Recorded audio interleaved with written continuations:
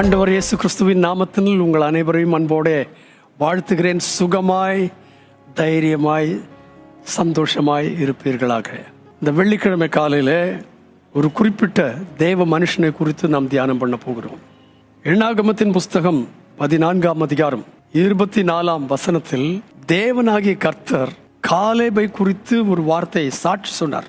என்ன சொன்னார் என்று கேட்டால், என்னுடைய தாசனாகிய காலேப் வேறே ஆவியை உடையவனாய் இருக்கிறபடினாலும் உத்தமமாய் என்னை பின்பற்றி வந்தபடினாலும் அவன் போய் வந்த தேசத்தில் அவனை சேர பண்ணுவேன், அவன் சந்ததியார் அதை சுதந்திரித்துக் கொள்வார்கள். காலேபை குறித்து இது மனுஷன் கொடுத்த சாட்சி அல்ல, தேவன் கொடுத்த சாட்சி. எண்ணாகமம் 13ஆம் அதிகாரத்தில் தேவனாகிய கர்த்தர் மோசேயை பார்த்து சொன்னார், நான் உங்களுக்கு கொடுக்க போறதான தேசத்தை குறித்து வேவு பார்க்கும்படி ஒவ்வொரு கோத்திரத்திலும் ஒரு பிரபுவை தெரிந்தெடுத்து அனுப்பு. அதாவது ரூலர், ஆளுகை செய்கிறவர்களை பார்த்து தெரிந்தெடுத்து அனுப்பு. அப்படியாக ஒவ்வொரு கோத்திரத்திலிருந்தும் ஒவ்வொரு தலைவனை, ரூலரை, ஆளுகை செய்கிறவனை மோசே தெரிந்து கொண்டு அவர்களை பார்த்து சொல்கிறான், நீங்கள் போய் அந்த தேசத்தை பார்த்து விட்டு வாருங்கள். வசிப்புக்கு ஏற்ற நிலம்தானா, காய்கனிகள் பழங்கள் எல்லாம் உள்ள தேசம்தானா, அது சுதந்திரிக்கிறதுக்கு ஒத்த தேசம்தானா, இதெல்லாம் போய் வேவு பார்த்து விட்டு வந்து எனக்கு சொல்லுங்கள் என்று சொல்லி அனுப்புகிறான். 12 பேர் போனார்கள். அந்த 12 பேரும் தேசத்தை வேவு பார்த்த பிற்பாடு திரும்பி மோசையின் இடத்துல வந்தார்கள். வந்த பிற்பாடு 10 பேர் துர்ச்செய்தியை பரப்பினார்கள். நாங்கள் போன தேசம் நல்ல தேசம்தான், பாலும் தேனும் ஓடுகிற தேசம்தான், அதனுடைய கனிகள் விசேஷமானவர்கள் ஏதோ கொண்டு வந்திருக்கிறோம் பாருங்கள். ஒரு குலை 2 பேர் சேர்ந்து சுமக்கத்தக்கதான அளவுக்கு ஒரு திராட்சை குலை, அப்படியானால் நல்ல செழிப்புள்ள தேசம்தான். அதுக்கப்புறம் சொன்னாங்க, ஆனால் அங்கே ஏனாக்கியர் என்கிறதான ராட்சசர்கள் இருக்கிறார்கள்.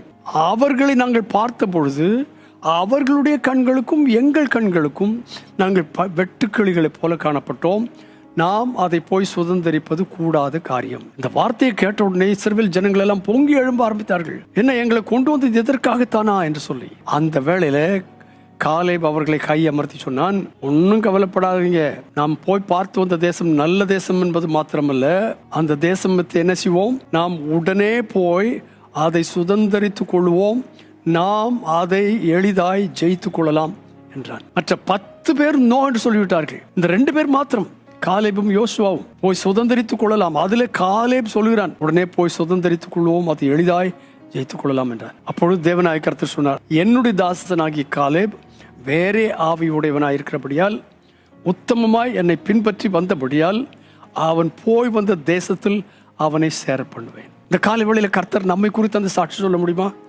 என்னுடைய தாசனாகிய காலேப் வேறே ஆவி உடையவன் என்று சொல்லுவாரா? உத்தமமாய் என்னை பின்பற்றி வந்தபடினால் என்று சொல்லுவாரா?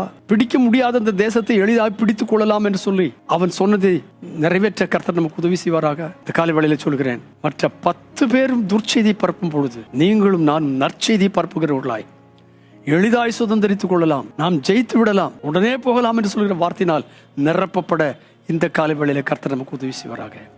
பரிசுத்த பிதாவே, இயேசு கிறிஸ்துவின் நாமத்தினாலே எங்களை சுற்றி இருக்கிறவர்கள் என்ன அந்த அளவுக்கு எங்களை கர்த்தாவே அதைரியப்படுத்தினாலும் அவர்கள் நடுவில் நாங்கள் வெட்டுக்கிளிகள் அல்ல, எங்களை வெட்டுக்கிளிகள் என்று நினைக்க நாங்கள் இடமும் கொடுக்க மாட்டோம்.